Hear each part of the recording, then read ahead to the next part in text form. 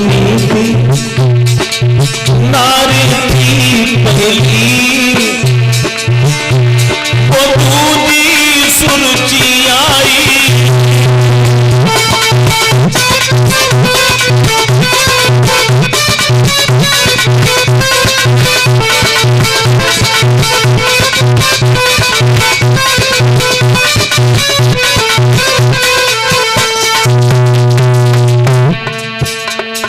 इधर भाइयों, सुरजी के साथ में सगाई करने के बाद में और महाराज उत्तानपाद जैसे पुणे अपने महलों में आए हैं। द्वार पे आ गया डोला, खबर रानी सुन पाई है। ले बाला जल्दी पहना को, ले बाला जल्दी पहना को, तुरंत दासी पठाई।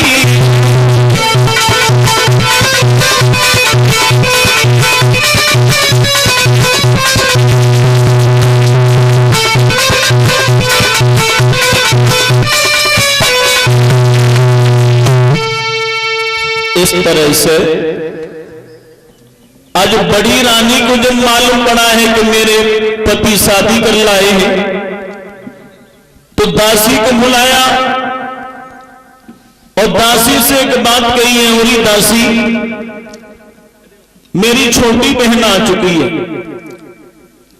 और तू जल्दी से जा, सम्मान पूर्वक मेरी बहन को महलों में लेकर आ। इधर मेरे भक्तों श्रोताओं, दासी चली है, दरवाजे पर आई है और दरवाजे पर आकर देखा है डोली में सुरची बैठी हुई है। हाथ जोड़ के दासी ने कहा, महारानी डोली से नीचे उतर जाओ, तुम्हारी बड़ी बहन महलों में प्रतीक्षा कर रही है। और भाइयों, जैसे ही बड़ी बहन का नाम सुना तो आंखों में खून के कतरे लेके सुरती कहने लगी, कौन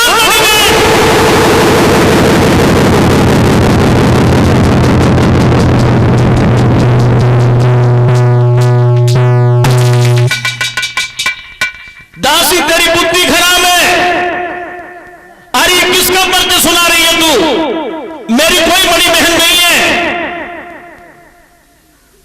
दासी कहने लगी, महारानी तुम्हें मालूम नहीं है, जो महाराज की पहली वाली पत्नी महलों में इंतजार कर रही है तुम्हारा। सुरची कहने लगी, इसका मतलब ये क्यों नहीं कहती है कि घर में सौत है? बोला, हमारे महाराज को कहा है, अगर घर में पहले एक पत्नी थी तो हमारे दरबार क्यों गए, हमारे पिता के आंगन में हमारे साथ शादी क्यों रखी? जल्दी बुला। महाराज उत्तानपाद को बुलाया, जवाब दिया, महाराज तुम्हारे घर एक पत्नी थी तो हमें क्यों लेके आए? क्यों लेके आए हमें? लेकिन एक बात सुनो, घर में सौत है या तो आंगन में सौत रहेगी, तब तक मैं डोली से कदम नीचे नहीं रख सकती। महाराज उत्तानपाद कहने लगे हैं, सुरजी जिसे तुम सौत कह रही हो वो बहुत सुशील स्त्री है, पतिव्रता स्त्री है, तुम्हारी सेवा करेगी, इसलिए डोली से नीचे उतरा। लेकिन सुरजी उतरने के लिए राजी नहीं हुई और जवाब दिया है, महाराज एक बात सुनो कि जब एक तुम्हारी रानी थी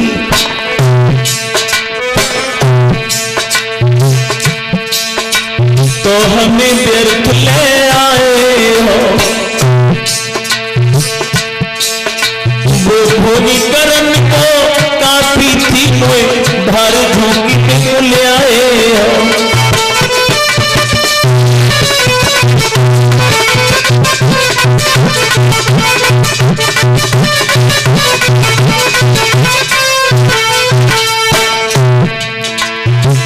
समझा समझाकर जवाब दिया है सुरजी ने, महाराज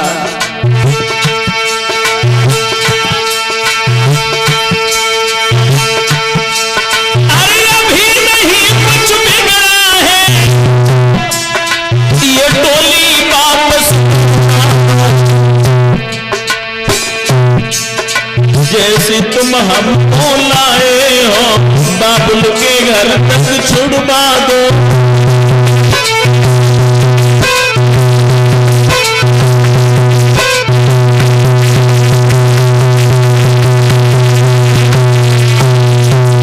समझाकर जवाब दिया है जिस तरह से तुम हमें लेके आए हो, और उसी तरह से मेरे पिता के आंगन तक हमें छुड़वा दीजिए।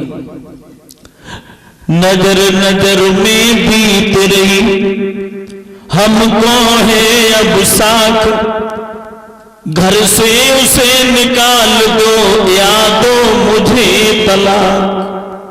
जवाब दिया या तो उसे निकाल दीजिए या हमें तलाक दे दीजिए। महाराज उत्तानपाद कहने लगी, दासी मैंने मना किया था कि हमारी दूसरी शादी न करवाए, अब बुलाओ सही महलों से ले जाए इसे।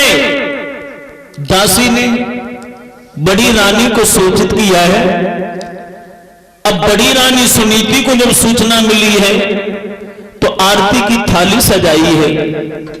आरती की थाली सजाने के बाद में महलों से दौड़ी दौड़ी डोली के पास में आई, दोनों हाथ जोड़े और जवाब दिया, ओरी बहन मैंने अपने पति की शादी इसलिए आई थी कि घर में झगड़ा हो, कलह पैदा हो, केवल मैंने इसलिए शादी कराई है। बहन हमारे कोई बालक नहीं हुआ, और बहन अगर तुम्हारी कोख चल जाए, तिस कुल का दीपक पैदा हो जाए, इसलिए मैं तुमसे बार बार निवेदन करती हूं आप डोली से नीचे उतर आए और अपने महलों में प्रवेश करें। और जैसे ये बात सुनी है, आंखों में खून के कतरे लेके सुरजी के लगी, चली जाए यहां से। लेकिन आगे बढ़ के सुनीति मैया ने सुरजी के पैर पकड़ लिए, बहन ऐसे मत बोल, ऐसे मत बोल बहन।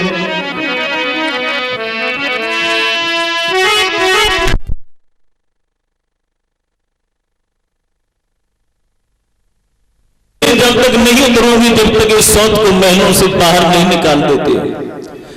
तेरे ऊपर केवल हम एक एहसान कर रहे हैं, अगर तुझे रहना है तो महलों से निकल के बाहर खेतों पर झोपड़ी डालकर रह सकती है। सुबह से शाम तक खेतों में काम करेगी, चिड़िया कागों को उड़ाया करेगी। भोजन में केवल तुझे एक सेर जौ मिला करेंगे। एक चाकी रख दी जाएगी जिस चाकी के द्वारा तू जौ को पीस कर गुजारा कर सकती है। आज मेरे भगवत श्रोताओं, जैसे ये शब्द सुने ही मैया सुनीति की आंखों से आंसुओं की धारा बहने लगी, जो कपोलों पर लकीर बनाती हुई जमीन में समा रहे हैं। जैसे ये बात सुनी वैसे ही महाराज उत्तानपाद के पैर पकड़ लिए, स्वामी अगर मेरी बहन अगर कह रही है तो हमें ये मंजूर है, मंजूर है।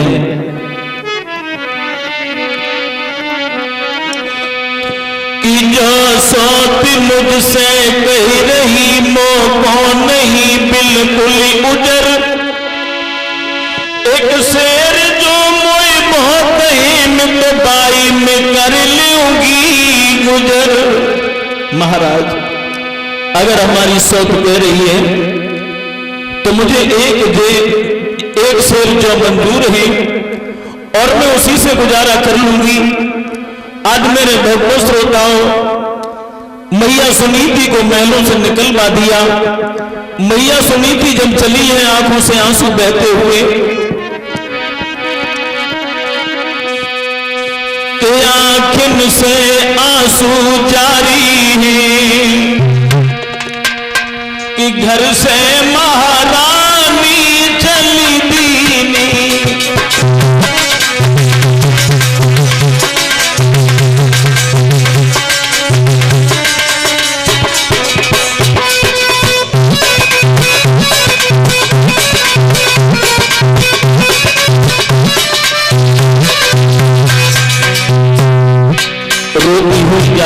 है मां सुनीति।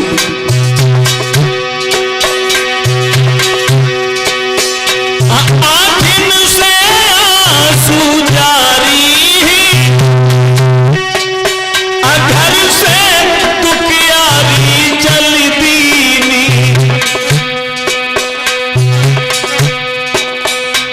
घर बार छुटो परिवार छुटो, खेतन की रसता कही,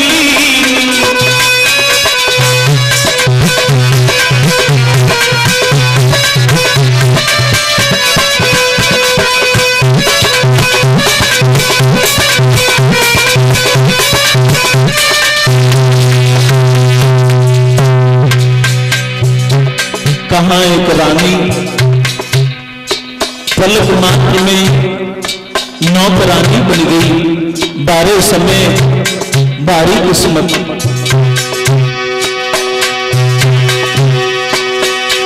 कैसी लीला परमेश्वर की,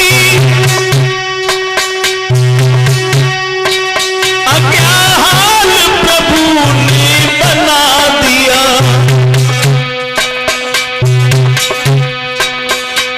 ना बात किसी ने भी पूछी, दरबार से सबने भगा दिया।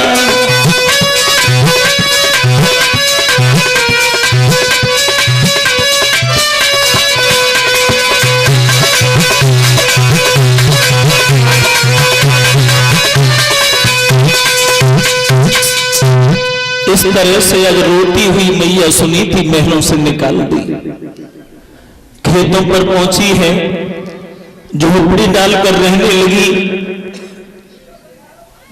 लेकिन जो छोटी रानी है दासियों के साथ में किलेले कर रही है, आनंद कर रही है। धीरे धीरे धीरे धीरे समय व्यतीत हुआ। महाराज उत्तानपाद छोटी रानी के इतने गुलाम बन गए कि बड़ी रानी की बिल्कुल कोई याद ही नहीं रही। भाइयों, मैया सुनीति झोपड़ी में बैठी, आंखों से आंसू बह रहे हैं, हृदय में कुछ विचार आए, परमात्मा कैसी तेरी लीला है। कहां में एक रानी नौकरानी बन गई, एक पुत्र के पीछे, और मेरी ये दशा बिगड़ गई। ऐसी जिंदगी से क्या अच्छा है, ऐसे जीवन से तो मेरी अगर मौत हो जाए तो अच्छा रहे। आज मेरे भक्त श्रोताओं, मैया सुनीति रोती रही, रोने के बाद में विचार आया कि मैं अपनी आत्महत्या कर लूं। और भाइयों, मैं तो यही कहूंगा कि हे परमात्मा, तो किसी को नारी का जीवन मन देना। अगर किसी को तू नारी का जन्म दे तो प्रत्येक मां की गोदी भर देना। जिन माताओं की गोदियां सूनी हो जाती हैं, जिन माताओं की संतान नहीं होती है, समाज के लोग तरह तरह के प्रश्न उछालते हैं, समाज की नारियां तरह तरह के उलाना मारती हैं। लेकिन मैं तो यही कहता हूं कि हे प्रभु, आज वही दशा मैया सुनीति के ऊपर है। सुनीति मैया रो रही है कि क्या खबर थी हमें, एक बेटा बिना जीवन मेरा ये धूल में मिल जाएगा। क्या खबर थी हमें,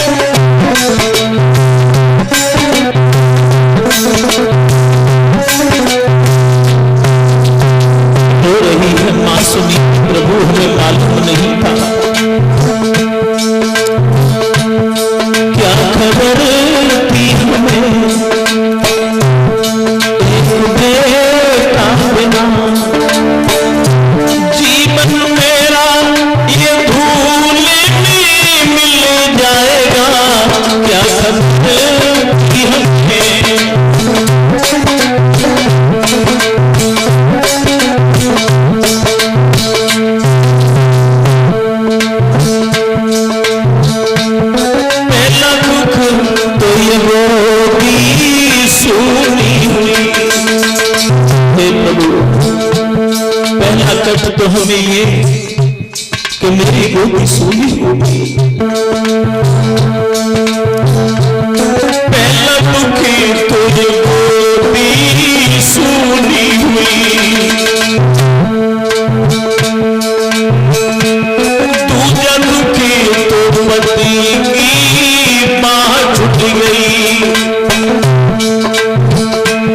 तीजा दुखी तो ये किस्मत कहाँ ले गई।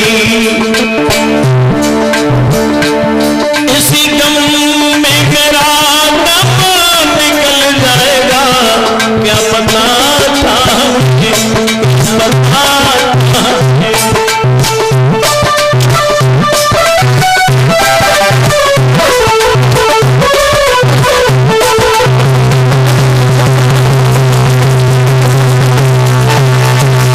इस तरह से सुनीति मैया रोती जा रही है, आगे बढ़ती जा रही है। और अर्धरात्रि में जब आगे बढ़ी है, देवर्षि नारद प्रकट हो गए। और महात्मा नारद ने जब देखा है कि एक लड़की जा रही है आगे, तो देवर्षि नारद ने रास्ता रोक लिया। जवाब दिया, लड़की